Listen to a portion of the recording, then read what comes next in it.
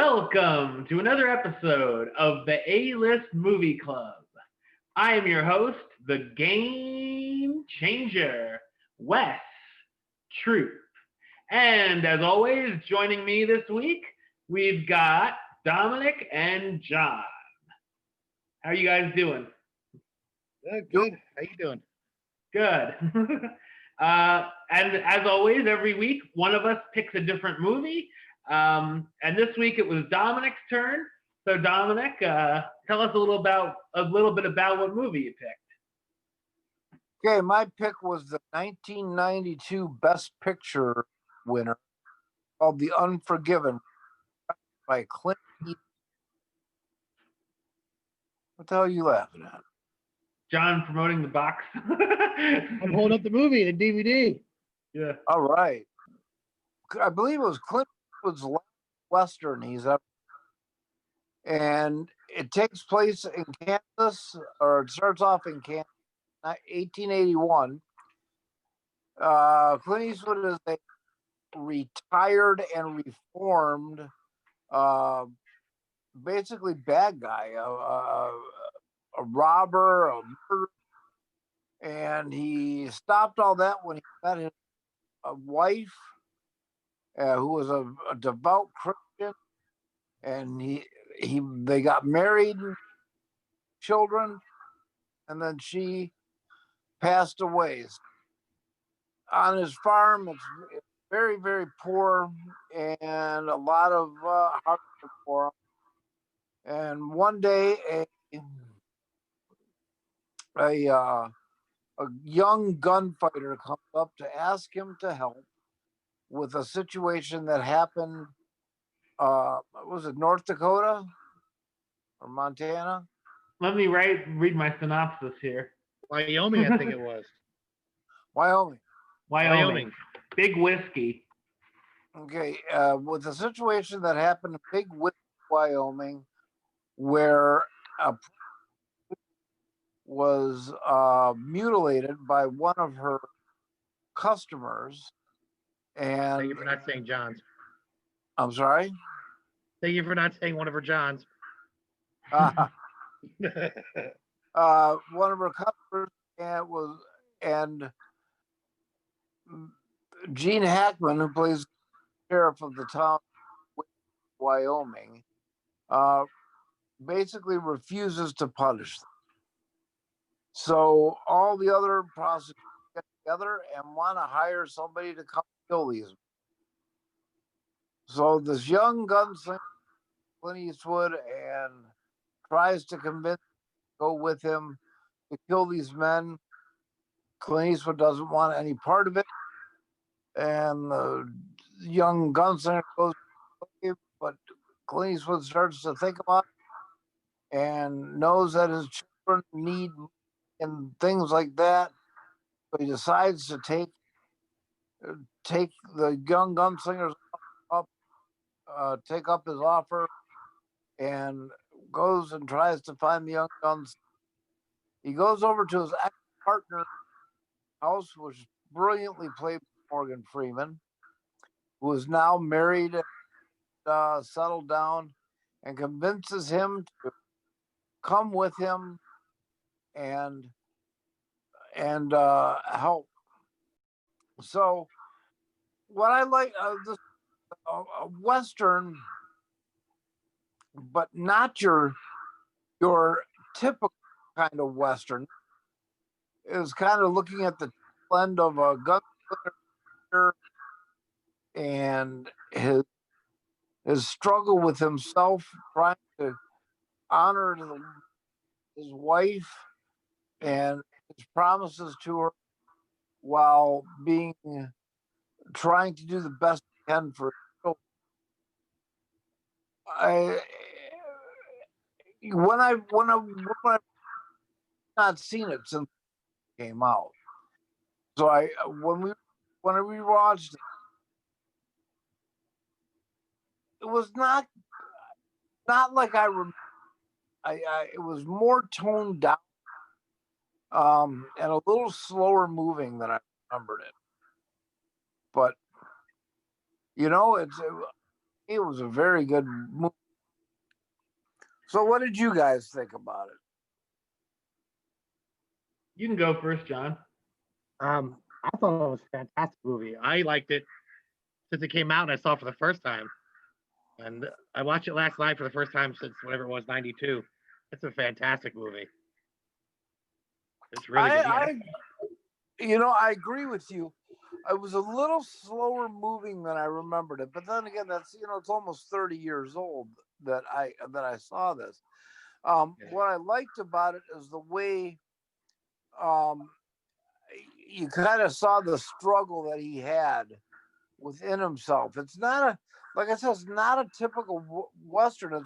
It's almost more of a character study of him, of Eastwood's character. But I mean, the acting, top-notch actors throughout the whole thing. Really great performances. Gene Hackman was fantastic as the sheriff. Won the Academy Award for Best Supporting Actor. Well deserved. Yes, I agree. It was well deserved. And Morgan Freeman was very good. I mean, I really liked his character. Yeah. Clint Eastwood, I mean, yeah. I think well deserved, Best Picture winner. And I love Clint Eastwood movies. For the most part, there's some that I haven't cared for, but Clint Eastwood in a Western, it's generally not going to be bad. Nope. He directed it too. I thought it was good direction. Right. The whole movie's good, yes. I would recommend it to anybody, yeah. If there's a movie Hall of Fame, this should be in it. Okay. Well, that's pretty high praise there. It's really good. I don't really like Westerns, but I like this one. Good. I like Westerns, especially Clint Eastwood Westerns. I'm not like the John Wayne kind of Westerns and things like that. No, I'm not a big fan of, but I think the Clint Eastwood ones, especially this one, is much different than your typical Western.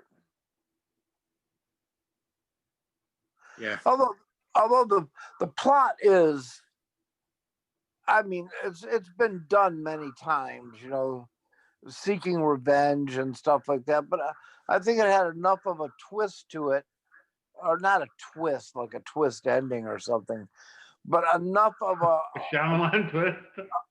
Enough of a variance to make it good. Shut up, Wesley. All right, yeah. So it definitely was. This was my first time I ever saw this movie because I was 5 when it originally came out, so I wasn't really going to see Unforgiven at the theaters. But yeah, it's Clint Eastwood's last Western. I liked how the movie kind of parallels Eastwood's career as it's this character's last ride, and it's Clint Eastwood's last ride in the Western. Also, not as many Westerns were in the cinema as this movie, and in this movie, there aren't as many gunslingers around. So that was interesting. I thought there were some great looking shots in here. The scenery of the mountains in some of those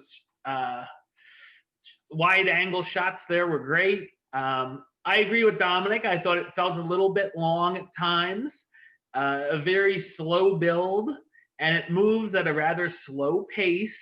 But so I'm not too sure about its rewatchability, if it would be something that I'd want to watch, every so often, or I'd be like, maybe another 10 years or so. Some of the side plots at first, I wasn't sure exactly where they were going, like English Bob coming to town, and I'm like, what does this have to do with anything? To try to collect the reward, but as it goes on, it plays out to be all right. I thought there were some really tense moments in here. The shootout from up on the rocks, where they're shooting at them and they ask for water, I thought was great, and it pauses the shootout. And of course, an amazing final face-off that has everything you could want from an Eastwood movie. Great ending scene there. I like that Eastwood's character Money tries to stay the changed man he's become because of his late wife and kids. I liked all the characters. Some have there's some really great character arcs throughout as the journey changes each of them in different ways. The cast all give great performances. Nice chemistry from Morgan Freeman and Clint Eastwood together. Gene Hackman's a wonderfully horrible villain as the corrupt sheriff. And yeah, for the most part, I'm not that big on westerns, but this one's easily one of the better ones that I've seen. It had 4 Oscar wins, was nominated for 9. The ones that won Best Picture, Best Director, Best Supporting Actor for Gene Hackman, and Best Film Editing. And it was added to the National Film Registry of the Library of Congress in 2004. So that's a pretty big deal, too. So, not exactly what I expected going into seeing the movie, but I had a good time with it for the most part. Good. Yeah, it's a little bit different. It's if you're expecting something like A Fistful of Dollars or High Plains Drifter or something like that, it's not like that. It's the Chris Pratt Magnificent Seven. But it's a good movie, and like I said, I like that it's more story driven than just a basic shoot 'em up western. I like that. Too often nowadays, these kind of movies turn into, Eastwood could be some unstoppable killing machine who just walks in and kills 100 men. Never runs out of bullets. The bad guys never hit him. Like that kind of movie. And they didn't do that. I like that he's just a regular guy, sort of pushed to his limits. Right. Especially once they killed his friend, and he got back to the old way he used to be. Right. Exactly. Yeah, was like Die Hard became a regular guy turned into a machine. Yeah. Right. Right. Okay. I don't know if you guys know that the guy who played who played Skinny, the guy who owned the bar and was like the pimp of the horse, he died this year. Oh wow. He died, I think March or May of this year he died. Mm-hmm. I mean, I guess he wasn't a big enough name for it to be really news, but yeah. Yeah, he was a good character also. So yeah. Okay, so what do you say? I'll go ahead and give my rating on this. Now, like I said, I remember liking it a little bit more than when I first saw it than I did this time. However, I think it's still a brilliant movie and a masterpiece. So I would give this a 9. I was going to say 10. Wow. Yeah, it's good, man. It's really good. All right. And I'm going to go ahead and give it an 8. Okay, so then we are agreed that it is, well, the average of the 3 would be a 9 out of 10, which I think is very, very good because it's almost as good as it gets. It really is. Yeah. Also, our first 10 on the show. Exactly. 2 episodes in. I'm not going to be throwing that around for every movie, just so you know. Okay, yeah. I didn't think Drive was a 10. So. I want to rechange my vote to a 3. It's already been, it's done. We're not going back and changing votes. Okay. So, John, what movie do you have in store for us? Well, a movie that I've had for several years. I've never seen it. Got an all-star cast, and I think it's very appropriate for what we're dealing with in 2020. I picked Contagion. Oh. Ooh. That'll be very interesting because I thought well, I'll save my review for when we do it. But I've seen it, but it's been a while, and I kind of thought I might have missed the boat on it a little bit. So maybe my opinion will change. I don't know what year this came out. Great cast in that movie. I think I saw it years and years ago, but I'm not positive. But I'm